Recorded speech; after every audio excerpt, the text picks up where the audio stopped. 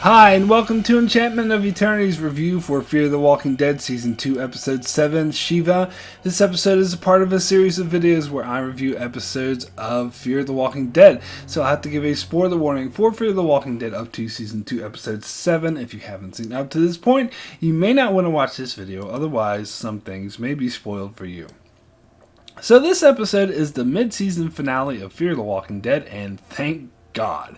I'm actually relieved I don't have to watch and review this show anymore, and I get a good break from it, as this show is becoming really tiresome. I stuck up for this show in season 1 when everyone else was trashing it, and I stand by my position. I think season 1 was much better than people give it credit for, and I really liked the first episode of season 2 as well, but feel that the show has slowly been sliding downhill since then, and I feel that this episode was definitely a new low and has me wondering if I want to keep watching this show at all.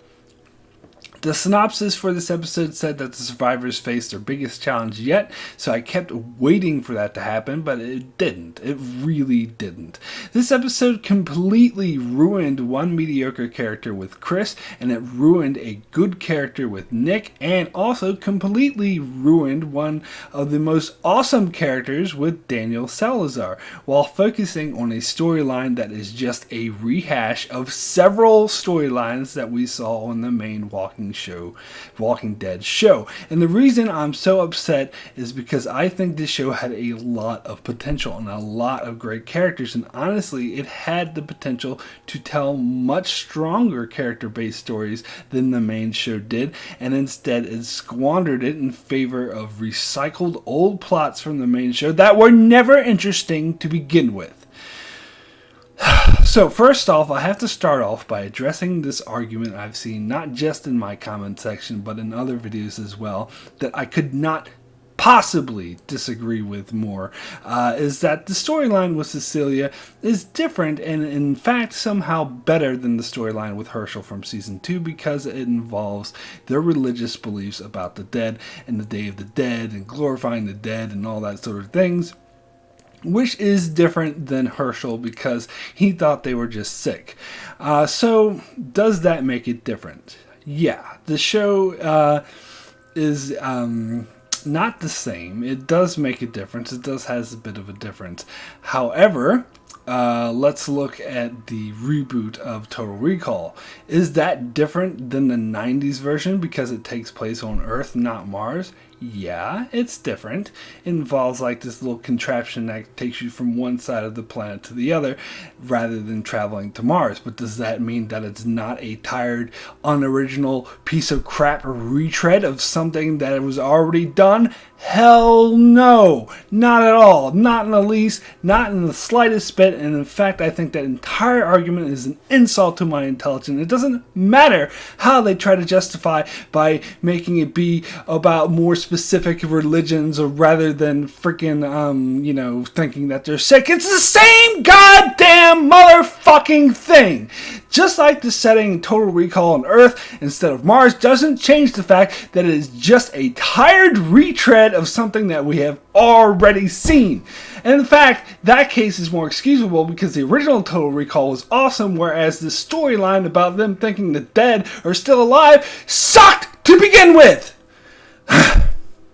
And let me be absolutely clear that the Herschel thing in season 2 is not the only thing I'm referring to. There's also the Lizzie storyline in season 4 where she thought walkers were alive, and by killing someone they could become a walker was just another form of life. And this is also very much a retread of that as well. So in fact, the storyline has not been told not just once but several times before.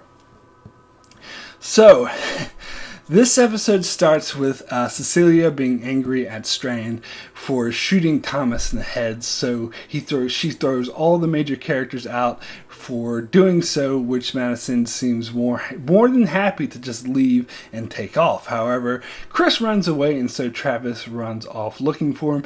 Meanwhile, Nick tries to convince Cecilia to let them stay since she likes him so much. She agrees.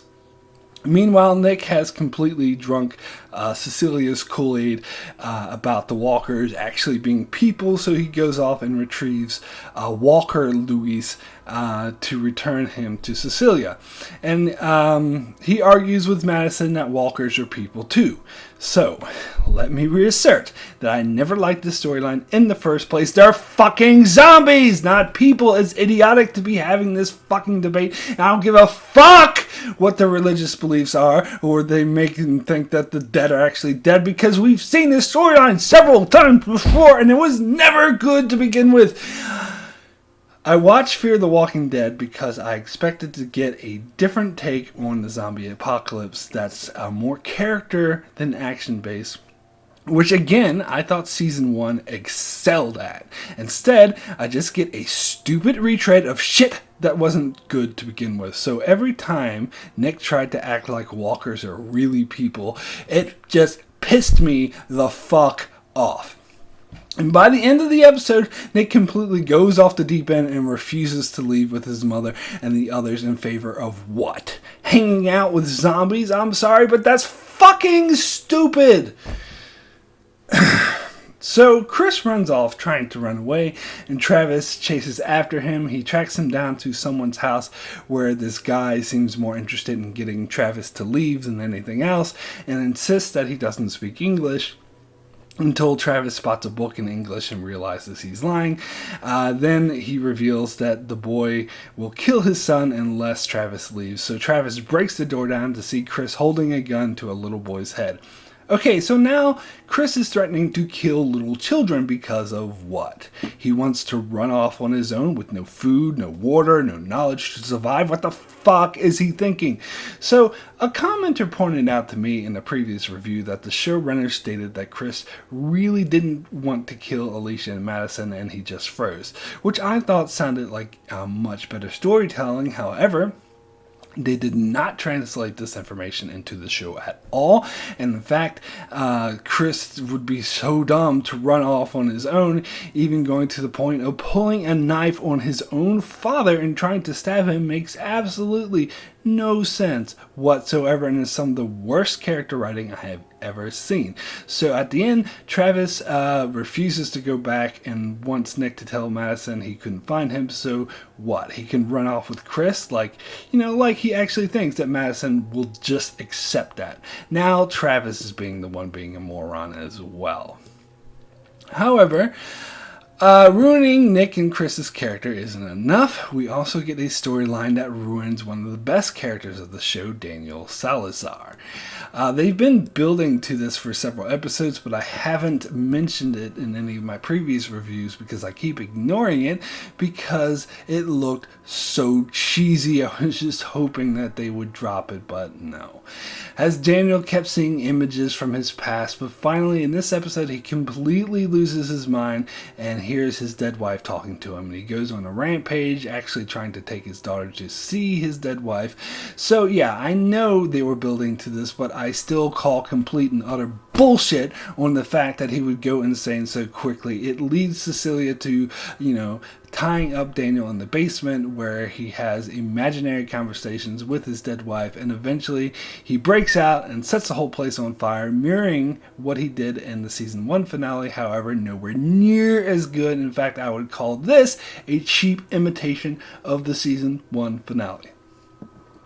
So now I'll get to the only good parts about this episode, the rays of sunshine amongst a pile of shit, and that is Strand and Madison, who continue to be the strongest thing about this show. And the fact that these character stories are still really awesome makes me all the more sad that the rest of the show has turned to shit. So Strand refuses to apologize for what he did, as he should, and Madison eventually stands up to Cecilia for the psychopath that she is and locks her in with a bunch of walkers. Good! If she thinks that they're real people, let her spend some time with them and see how that goes. Then Strand comes back with the pickup truck to pick up Alicia, Ophelia, and Madison, but Nick refuses to go with them. They can't find Salazar, so they assume he went up with the fire, and Travis and Chris are still somewhere being dicks. So the mid-season ends in a way I would call heavily contrived, where all the different characters are spread out in different places and situations, but you know that everything is just going to snap back to normal in the second half of the season. Nick and Chris and Travis are going to suddenly decide to stop being dicks. Salazar will miraculously survive and then suddenly regain his sanity. You know that's going to happen. Don't deny it.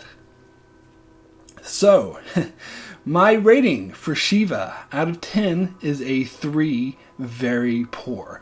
As I said, there were parts of this episode I liked, namely Madison and Strand, who remain good, strong characters, but everyone else's characters have been ruined in a lame rehash of storylines that were never good to begin with.